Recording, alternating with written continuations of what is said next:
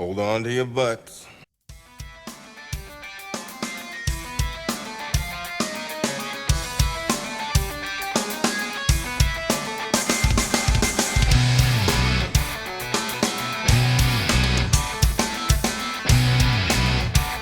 You're listening to the Neon Knights podcast. The Neon Knights discuss everything rock and heavy metal, including albums, bands, eras, and more.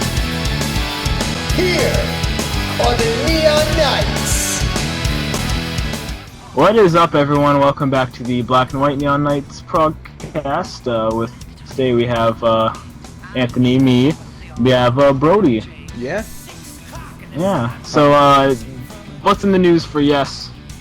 Well, of course, recently we had the great passing of, well, not the great, Yeah. the passing of the great Chris There Squire, we go. the amazing bass Yes, rest player. in peace, Chris Squire.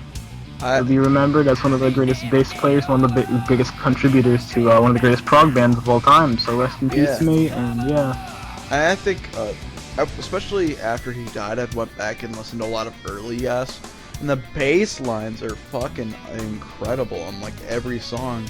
He was like Steve Harris before Steve Harris, and I think that's maybe where Steve Harris may have gotten his style from, because they just play both so similarly. Even though I think, doesn't Chris play with a pick?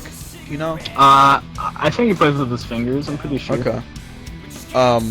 But here's the thing: they now have that fucking that one guy. What's his name again? Billy something. Billy. No one gives a fuck about him. Good fucking luck, man.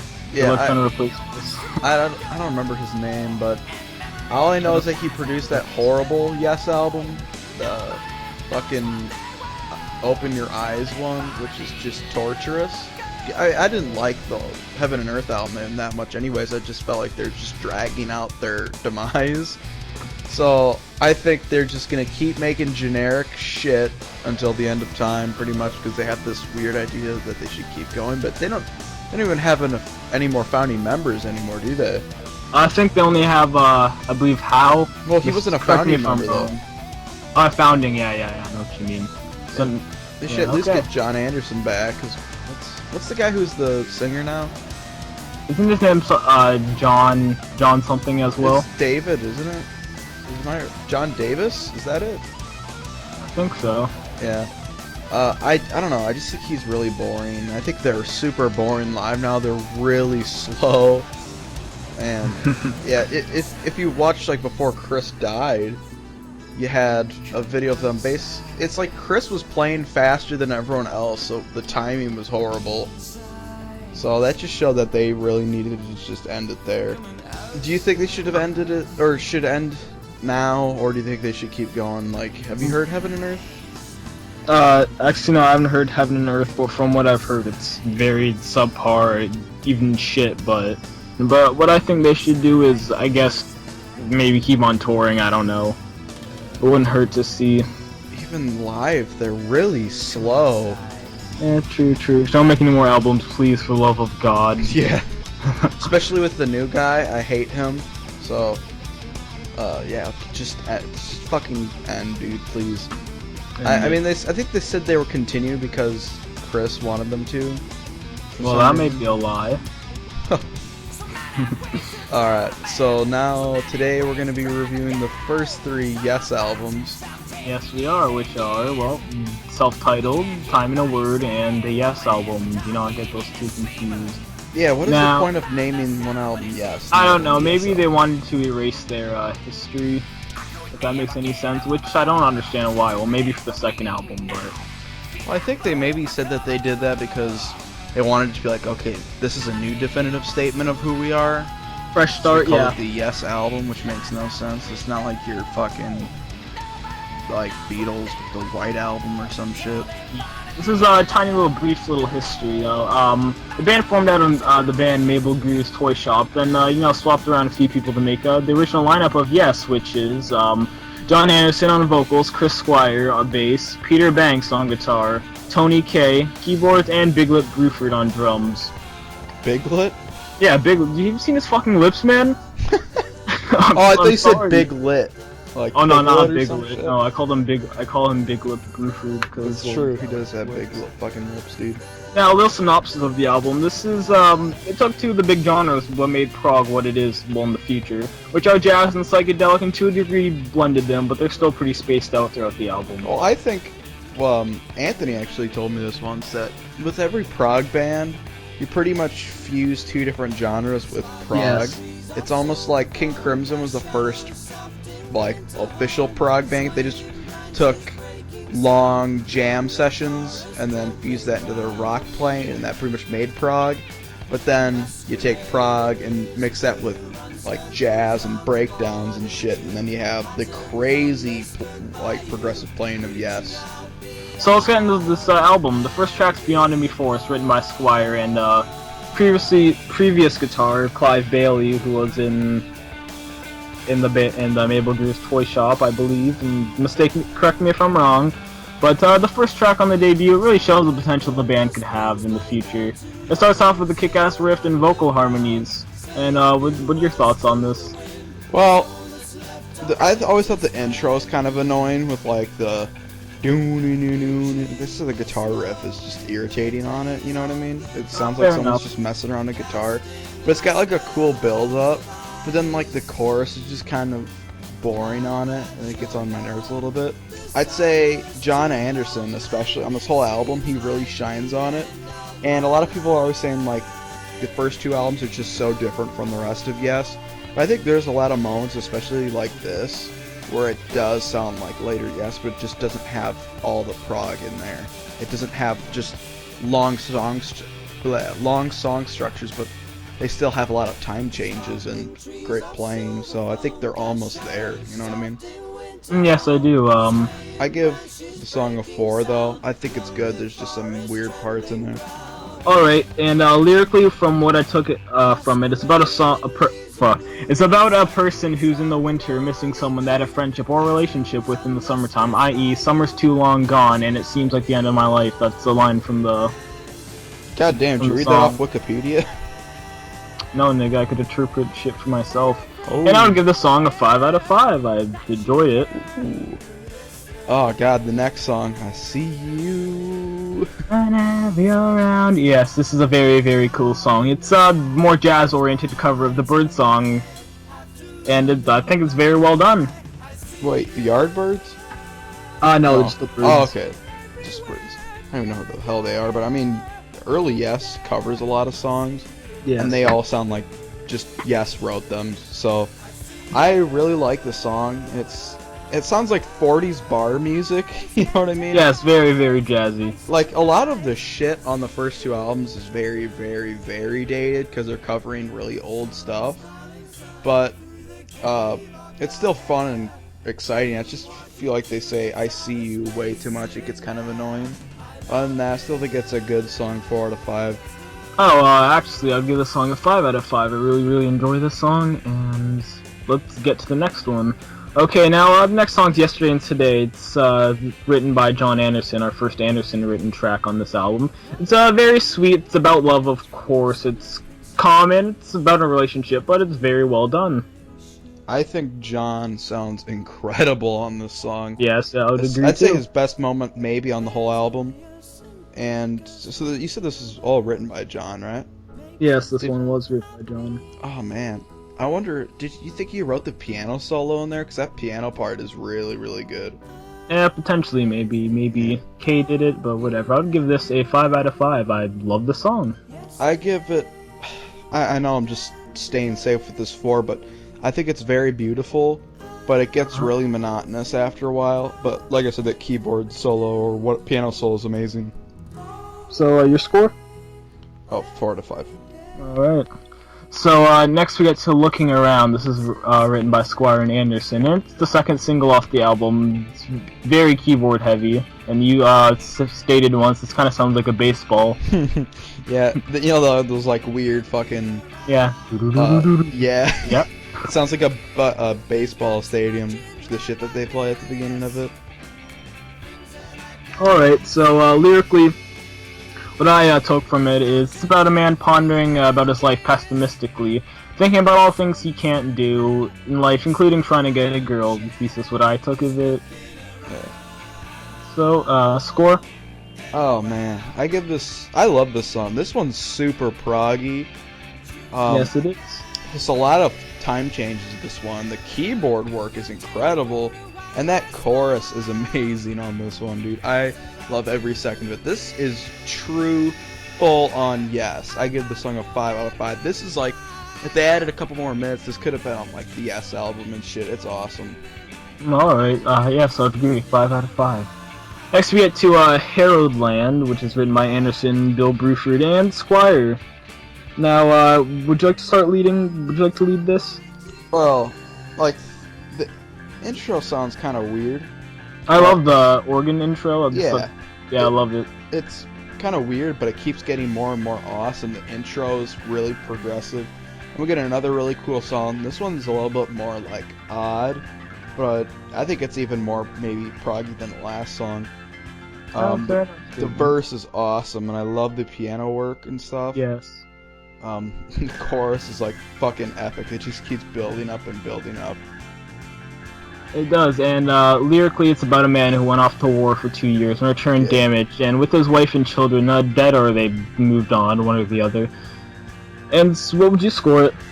I give it a 5. I think this one, especially, if you were to extend the length of the song, this would work the most because it feels epic, you know what I mean? Because there's so many great build-ups and shit. I can see that, 5 out of 5 as well. Alright. So the next song is Every Little Thing. This is a Beatles cover, which we'll do the Beatles later on down the line, but I like this kind of a bit more than the original. The original is really good too, but and the beginning guitar is actually pretty heavy, what I found. What? Yes. At least for its time. What Beatles album was this one on? I think the third one, I believe. The Beatles for Sale. Oh yeah. Beatles for Sale, wasn't it the second one? No, that's the first one, isn't it? Nope, Please Please Me. Yeah, then it's Beatles for Sale is the second one, isn't it? No. And then it's, what's that one that everyone hates?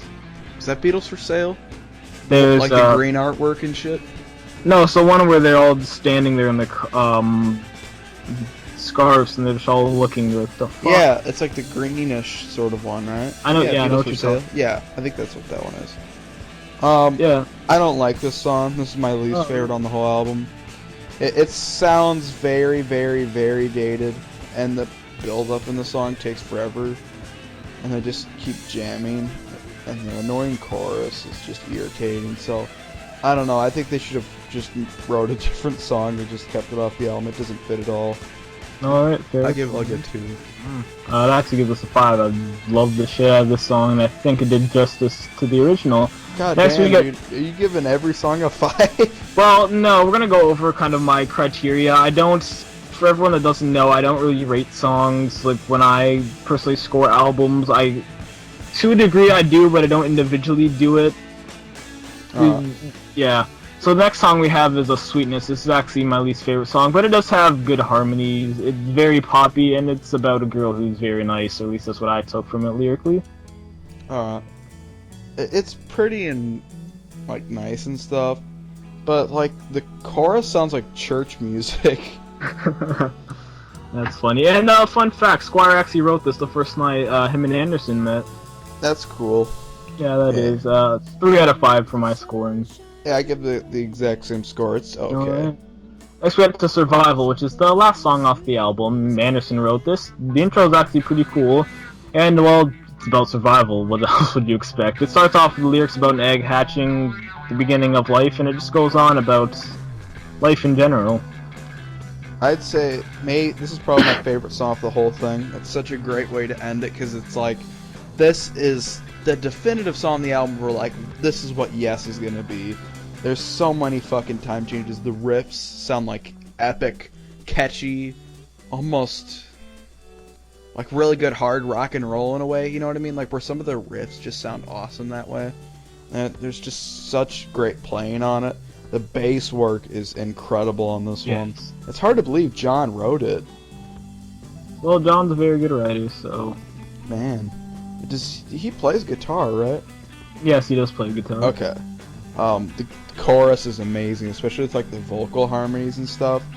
Yeah. Goddamn, just the performances in the song alone are worth it. I give it a 5 out of 5. The best song off the whole album.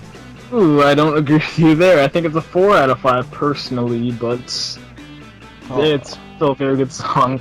Overall, this is a very well done debut. It's a tiny glimpse into the future of the band, and I'd give it an 8 out of 10. Now, yes, before we clarify, I did give most of the songs 5, but I don't usually individually score songs. I usually just do the entire album. To a degree, ballpark it, like we stated on our Iron Maiden. Yeah, I actually give this one an 8 out of 10 as well, so... Alright. Yeah, it's a good debut. It's just... It's not as good as the other shit, you know? And yeah. I've never seen anyone that says this is, like, the best Yes album, so I don't think anyone's really gonna hardcore disagree with that one. I'd recommend listening to this, period. It's a nice little listen to see where they started from. So next we get to A Time and a Word. This is their second album, of course, or sophomore effort. Now after the debut not doing so well, they tried something different with their sound. They added an orchestra, which sparked a little feud between Anderson and Banks, which led to Banks politely being asked to leave the group, and what I mean by politely is they probably told him to get his fucking scampy ass out, but...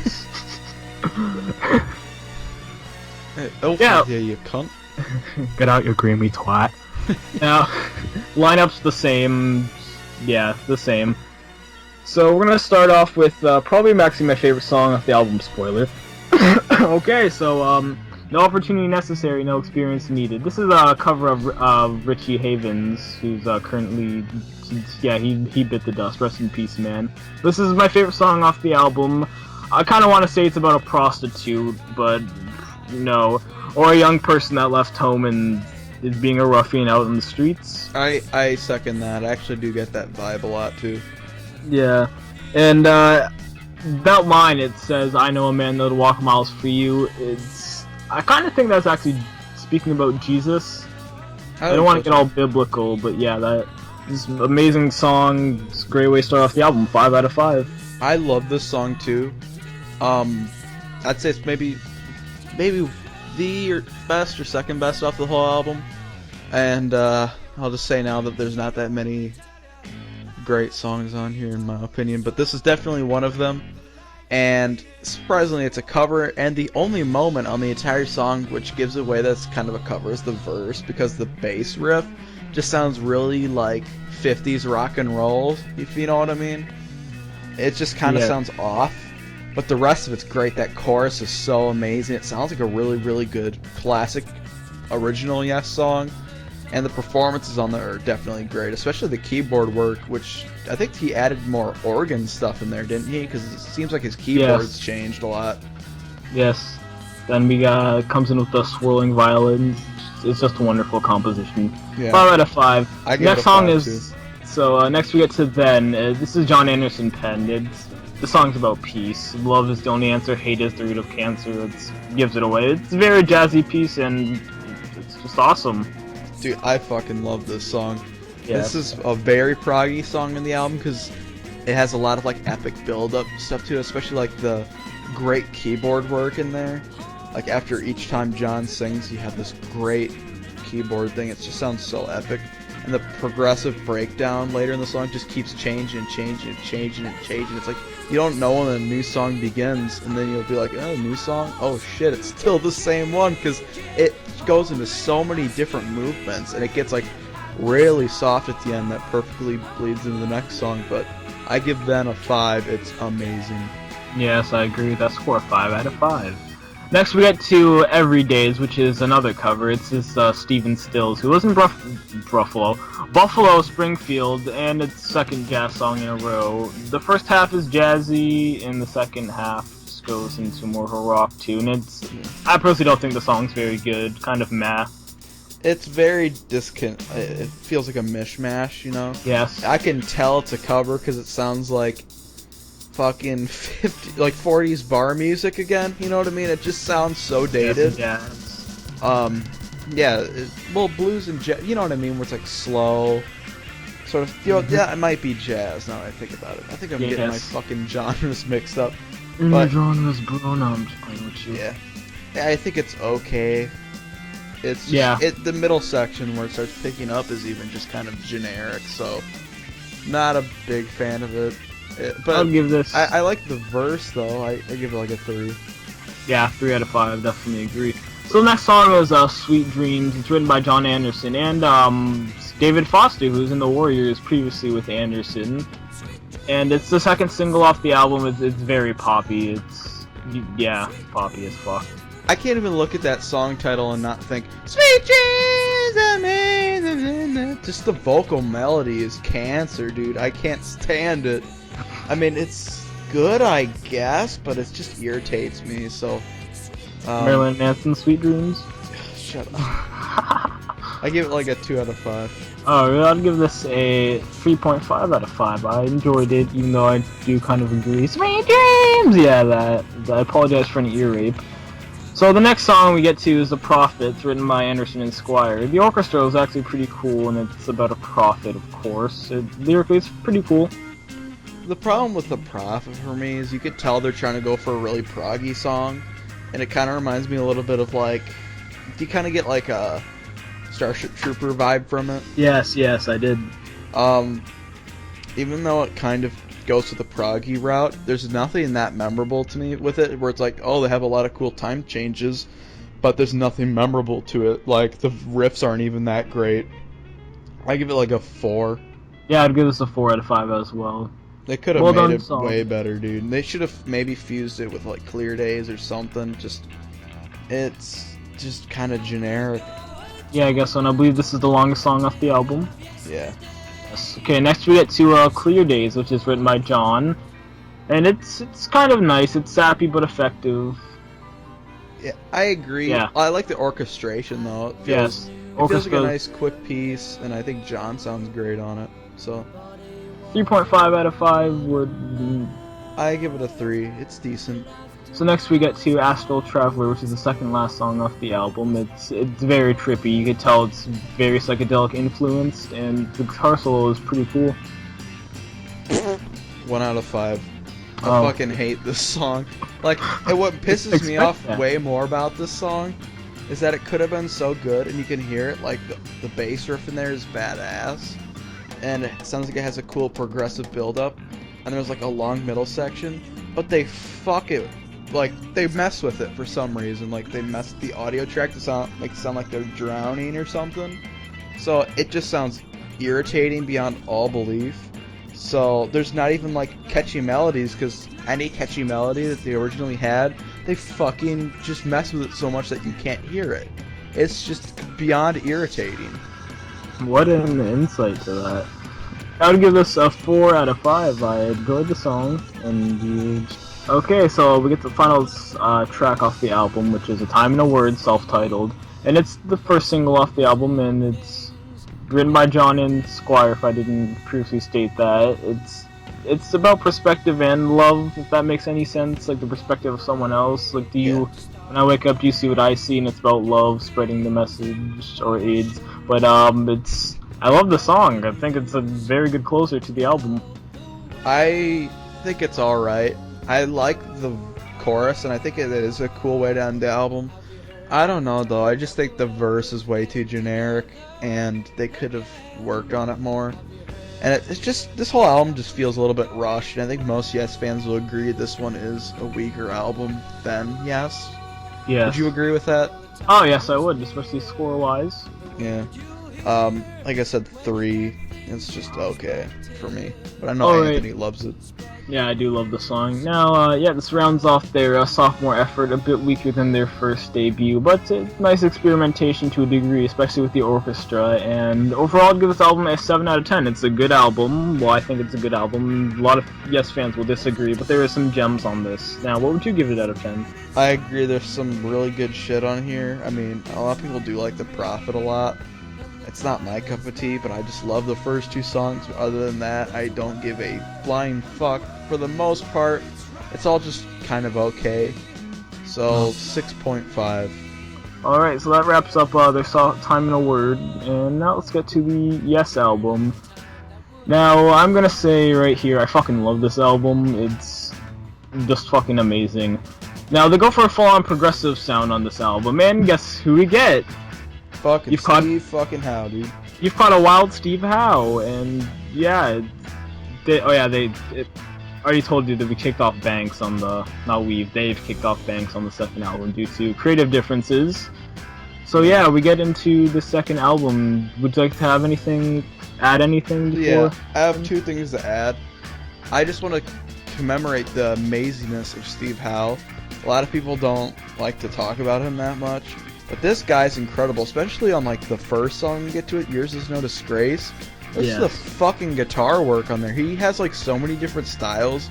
He could play metal. He could do anything. He could literally fucking do everything because he doesn't play along like a certain genre, and you can hear that in his playing where he's playing like along with like jazzy progressive music while he's playing fucking like blues solos and classical solos. He don't give a fuck. He just has a feeling for music, whatever like flow or direction he wants to go with it, he'll just go that direction. You know what I mean? He's just like a free soul guitarist. Very, very good foil to Chris Squire. And then there's one other thing I want to mention. What the fuck's up with like the mannequin head on the artwork? Do you know anything about that? Nope. It's just so like, what the fuck? If anyone in the comment section could tell us, much appreciated. Now, okay, let's dive into this. Anything else to say? No, dude, I want to get into this shit. This album's Alright, awesome. now, this is... First track is Yours Is No Disgrace. This is probably my favorite Yes song of all time. It's an anti-war song. You can tell throughout the lyrics. It's just fucking amazing. And for the first section, when Steve Howe guitar kicks in, I feel like I'm fucking flying, if that makes... Oh my god. I chose the... Yes. Yeah. It's just a fucking amazing song about war and shit. Very well written. Now, yes? Yeah, yes. Yes. Yes. God damn, how many times are we gonna say yes in this I episode, don't dude? fucking know, man. No. Dude, it's weird though, I'm not sure if you noticed this. Don't they just say the exact same lyrics over and over and over, but in like different movements of the song, where like they'll have like a really fast part and they'll say the same lyric, they'll play it more mid-tempo, they'll say the same lyric, then they go for like a slow melodic part and they'll say the exact same lyrical line. Yes, but it works. It works fucking well, man. If it's just good enough to be my favorite Yes song, it does something right. I'd give this, of course, if I could go any higher, a 5 out of 5. But it's just amazing. It's prog fucking masterpiece. It I is. forget it's like almost 10 minutes. It just feels so short. It feels like a 7-minute song. Yes, you know what no, it feels even shorter, man. It's just amazing experience to listen to. Yeah. Next, we get to the clap. Now, this is a song that doesn't deter nor add anything to the album. Like, it could be just there, you know what I mean? It's kind of like... completely agree, dude. Well, Steve Howe always writes his own little, like, fucking acoustic guitar little piece that he always does on every album. And they're never really, like, absolutely incredible. They're just kind of like, well, there's a acoustic guitar piece. I like Steve Howe more when he's doing, like, an epic prog solo. But, I mean, this is interesting, I guess. Yeah, it's a nice little folk rock, would we say that? It's, yeah, and there's a lot of, like, slap guitar playing. You hear a lot of, like, rhythmic... Isn't it, like, percussion guitar, right? Is that what he's doing? Yeah, it's Portuguese guitar piece instrumental. Yeah, and they play it live, actually. It's like a live version. And they had a studio version, but they picked the live version over it for some reason. I don't know why, but it's written in honor of actually of Howe's son, and this actually sounds like something DreamWorks would put in their movies as a montage. Yeah. Yeah. Wait, what do you mean in honor of his son? Did something happen to his son? No, his birth, I guess. Nothing happened to his son. Okay. Yeah. Next we get to Starship Trooper, which is split into 3 parts: the Life Seeker, Delusion, and Worm. Disillusion. My bad. Disillusion. And Worm, it has the... I don't know how to fucking pronounce that. But the entire band contributed bits... Oh yeah, I forgot to actually say this about Yours Is No Disgrace. The entire band contributed to it, so that's also another reason why it's just fucking amazing. Yeah. But they work best when they're in a unit, I think, because then you have the... Don't they usually write the longest songs when they work as a unit, because they add all these different ideas? Yes. Yeah. So, with this, the entire band also contributed bits to the song, and, well, yeah. So So the first section is mainly vocals. It's John Anderson. Yeah, it's kind of, I guess, nature related. Pretty nice. And even John Anderson even said he likes the idea of a Starship Trooper being another guardian angel in Mother Earth. Yeah, John Anderson is the hippie, but our favorite hippie. He's a pretty weird guy. Yeah, the second part is bass dominated, but Chris Squire does just this amazing job. It's quite an experience, and the last part is an outro. Steve Howe. I like the song a lot. I think it's a very amazing written song. I'm not gonna knock anything off it because it's a great song, 5 out of 5. But I just don't listen to it that much because I've never found like the verse to be that catchy. The chorus is pretty awesome. It's super melodic, especially in the Life Seeker part. Then it goes into like Disillusion, which has some crazy acoustic playing, and it kind of just returns to that chorus. And then Worm is just like a really epic outro that just keeps playing over and over and over. But has a really great solo.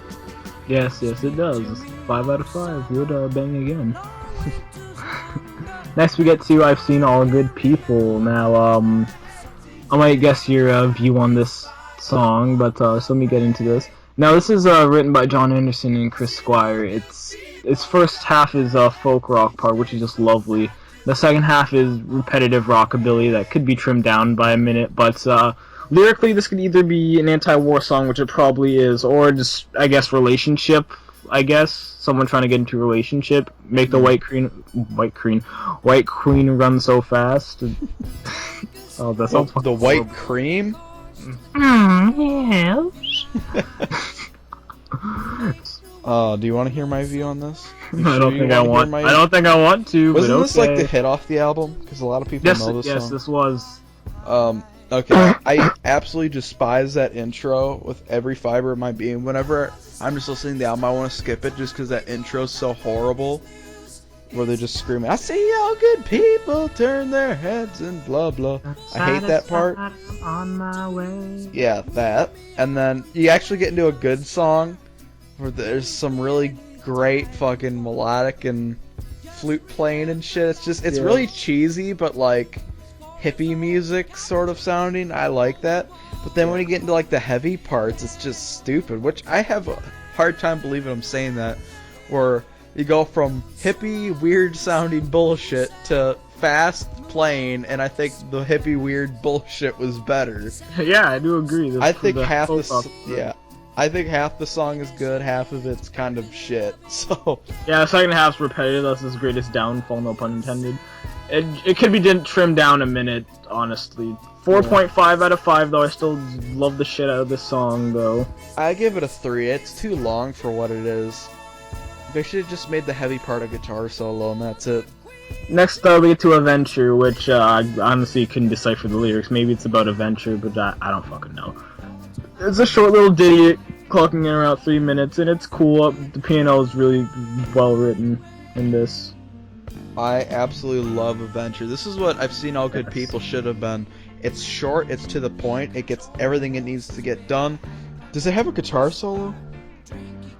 I don't remember. I think so. I think it might be...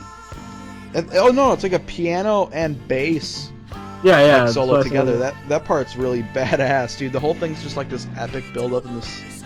It's like super catchy and memorable and shit. I love Adventure.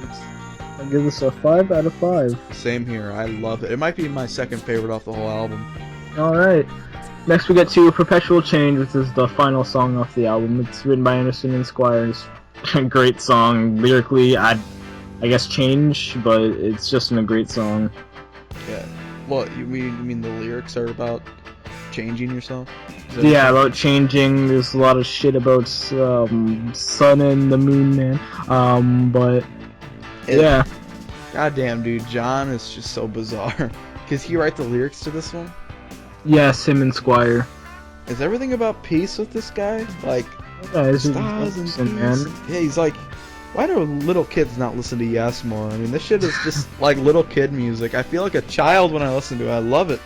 Yeah, he's the type of guy that would think sex is just kissing, but what is true? Well, I mean, when it comes to your mom, it's kind of Hey. She gives a good Australian kiss, you know what I mean? Oh well, I gave your mom an Australian kiss. Yeah, man. You know what that is? Yeah, it's a French kiss down under. Yeah. Oh God, what? Start talking about kids to this. Oh God, Yeah. our podcast is horrible, man. Anyways, Perpetual Change is awesome. Maybe the third favorite off the whole. This is just a prog epic, and it's got a lot of great changes to it. This is more like the heavy proggy song on the album, and but like even though it's heavy and cool, the chorus is nice and pretty.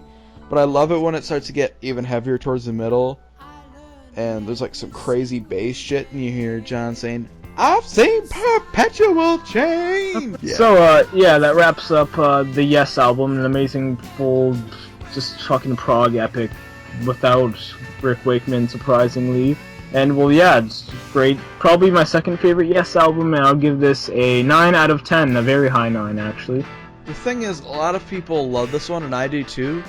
But I always kind of found the Yes album to be a little bit overrated because, okay, I love Yours Is No Disgrace, but I don't know, there's just not that much great shit on there, like there is on like Fragile, or, why do I say Fragile? It's Fragile. Tell the moon dog, tell the snow hare, tell the moon dog, Shut tell the the fuck snow up. hare.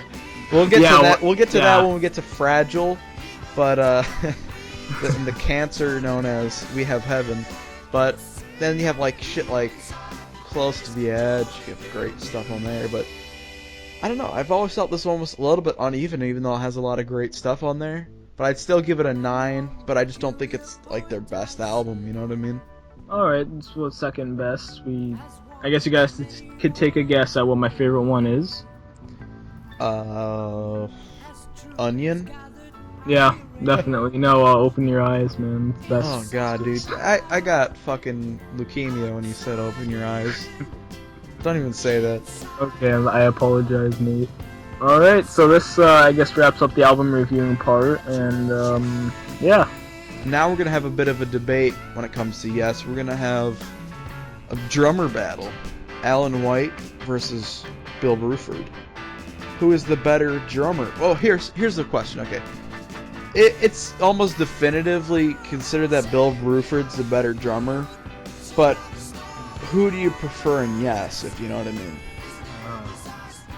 I prefer, I guess, Bill Bruford. Come on, okay, I'm gonna say this. I kind of don't really care for both of them. If I'm not trying to sound like a dick, but where Yes really shines is the guitars and vocals. I guess keyboard too, but I honestly think Tony Banks of Genesis is better than Rick Wakeman.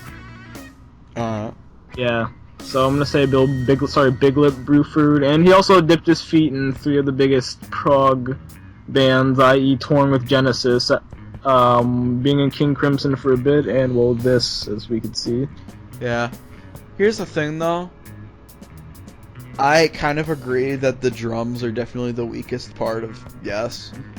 And Alan White was with the band the longest, so I'd say he's maybe like the definitive drummer for them, just because it's like he was with them for so long. True. But I would definitely say Bill is maybe the better drummer. And I've always just felt like I don't know, I just never liked him that much. Especially when I heard that Anderson, Bruford, Wakeman, Howe album. I fucking hate his electronic drums on the album. It sounds terrible. Yeah. I think he went terrible in like the 80s and 90s. He just had his head up his ass and didn't drum well at all. Yeah, His man, fucking drum set looked like a bunch of hexagons. Have you ever seen that set? It's so weird. I hope never not to. It's on the Onion live album that they did. Or the live show. But the thing is, when I heard really closely, like I listened really closely to the song Close to the Edge, you hear some really great odd time signatures in there, and it just keeps the flow perfectly. Especially on like other songs, like that one song, Heart of the Sunrise, the whole rhythm playing on that song is perfect, especially on the, like, when it's still in the intro, but you get in like the quieter part, with like the really slow, badass groove. The drumming in there is awesome. So I will definitely also agree with Bill Bruford is the better of the two. But a shout out for Alan White is the Gates of Delirium. Yeah, his drumming on there is that's great. it's amazing. And even on like stuff from Tales from Topographic Ocean, Alan White does some really bizarre shit on there and delivers it perfectly. Alright. So, yes, I guess this will wrap up this week's episode of the Neon Knights podcast. Don't forget to like, favorite, subscribe, do all that good shit. If you liked it, press like. If you disliked it, press dislike. And I hope you press dislike. You better press that dislike button. Yeah, man. that dislike button, man. All those views. Fucking spam that dislike button, son. There's also one thing I want to talk about. Make sure if you guys like our shit, go on the Facebook page that we got, the Black and White Neon Night Podcast. We'd love to see you guys on there. And I also hope to open up a Twitter sometime for us. Fuck Twitter, dude. What do you mean, fuck Twitter? Twitter's love. Twitter's okay. Here's the thing I don't get. Like, you have all these people like Facebook's garbage. I'm gonna go on Twitter now. I get it. Okay, grandparents are annoying. Okay, especially on Facebook. Oh yeah. But like Twitter is like the most broken shit ever. It's not like user or friendly, if you get what I'm saying. It's mostly just kind of like completely centered around yourself. So if you're a total narcissist, then yeah, Twitter's just for you. Yeah, that's what you do. That's what Twitter is, man. You know what I mean? Where it's just mostly focused on you. Yeah, they're different for their own reasons. Fuck, I cannot speak. And that's why Facebook's better, because you have actual posts and groups and stuff like that and updates. You get a lot more information out of shit. All you could do on Twitter is just bitch about your life and like. Yeah, oh, you can look how also cool get I am. information off Twitter though. You could, if you follow some certain news trends. Yeah, but it's, you know what I mean. Facebook has just developed a lot better. People need to just realize that. I mean, a lot more. Well, the reason a lot more grandparents go on Facebook is because Facebook is designed way better. You know what I mean? Sure. They're just like, what is this Twitter crap? Because it's just designed terribly. Fair enough. No, that was the real debate. Fuck the Bruford. What that was, man. But seriously though, we'll consider opening up a Twitter, and I hope you guys have a great one, and see you in the next one. Peace. See you guys.